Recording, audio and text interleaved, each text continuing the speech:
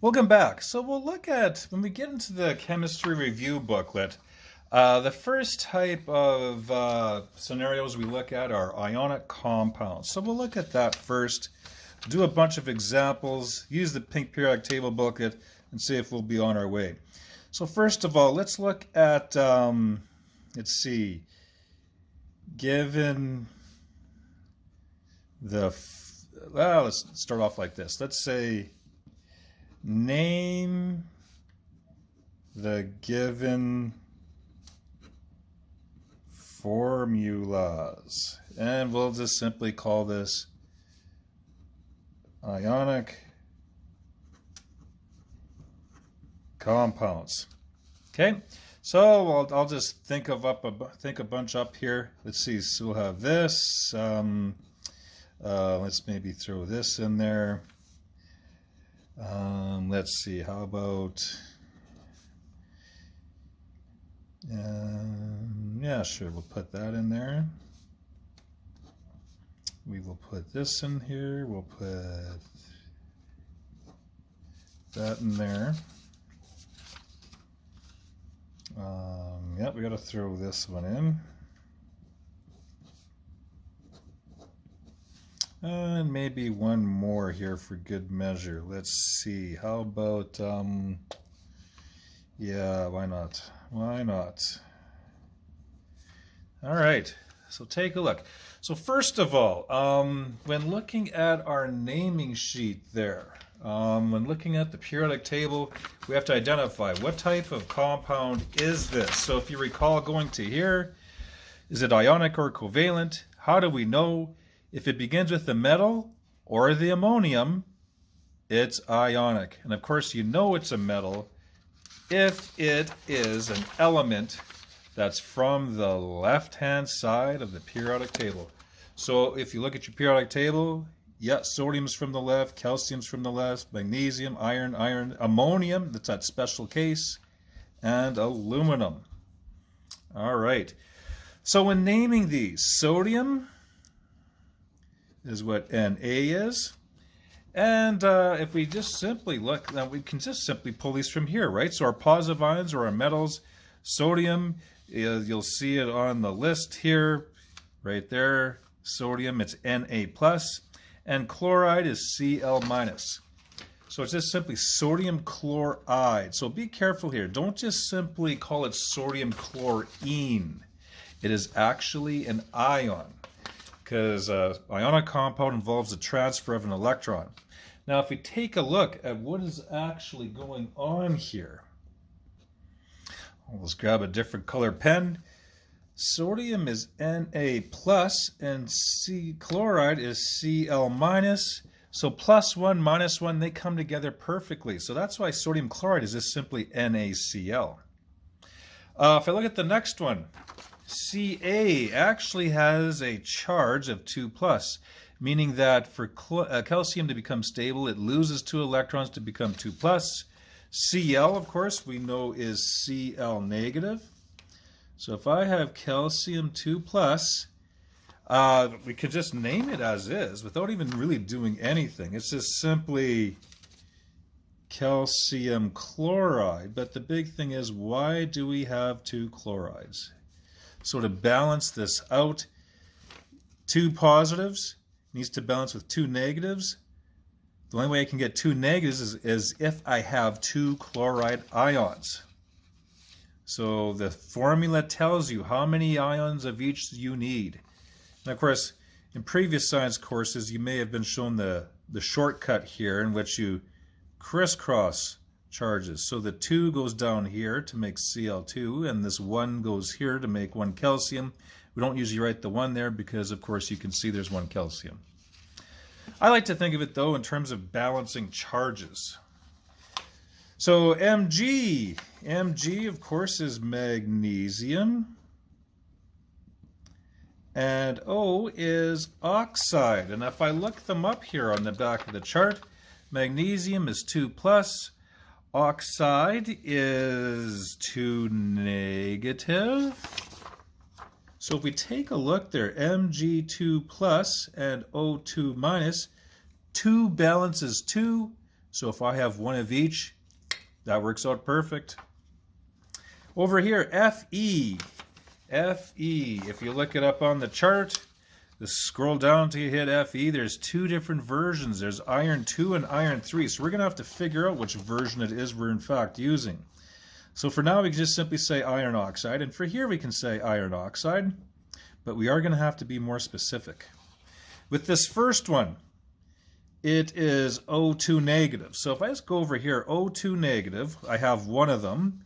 And if it's balanced with one iron, it doesn't take rocket science to realize that this has to be 2+, because how else could one balance one? So that is this version of iron right here. So iron 2 as opposed to iron 3. So Fe2+. So we'd have to say iron Roman numeral 2 oxide. This next one here, oxide, is still 2 negatives, but this time I have 3 of them. So we can think of it like this: 2 plus 2 plus 2, 6 negatives in total. And that looks like it's going to balance with 2 irons. So of course those 2 irons are going to have to add up to be positive 6. So these 2 identical irons are going to have to be iron 3. So it must be iron 3 from the list here. So Fe3+. So iron 3 oxide comes together. So 2 irons, 3 oxygens. 2 irons, 3 technically oxides. All right, NH4, and it looks like I have 3 of them. So NH4, if you take a look, that's a special case. It's a group of nonmetals bonded together and as a result lose one. So it's behaving like a metal, so it's +1. And PO4, if I look over here, PO4, there it is right there. It's phosphate, it's 3 negative. That explains what I have going on here. I need 1 positive, 3 negatives. So of course, yes, I'm going to have 3 of these ammoniums. So that kind of leads to the vice versa part, writing the formulas when you have the names. So ammonium, phosphate. And lastly, Al, if you look back here, Al, it's a 3+. It's aluminum. And just S. We have 3 S's. And each S is sulfide, 2 negative. So this is 2 negative. Aluminum is 3+. And you can see here, 3+, 2 minus. The lowest common multiple that 3 and 2 go into is 6. So I'm going to have 2 of those aluminums and 3 of those sulfides to make it balanced out. All right, so that's how you name. Now if you look at vice versa here, let's look at, let's see here.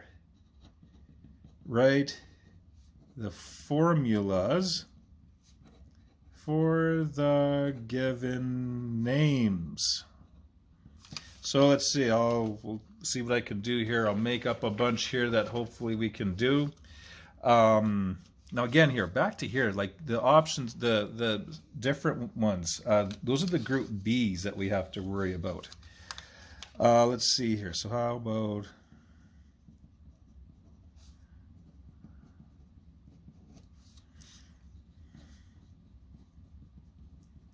calcium nitrite.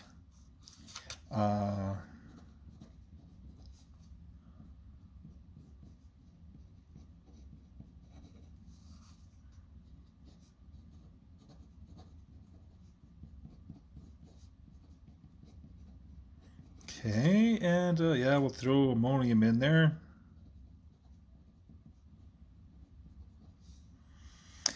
Let's see here. How about ammonium oxide? And F. Let's see what else we can throw at you here. How about tin 4 oxide? We'll just do those ones.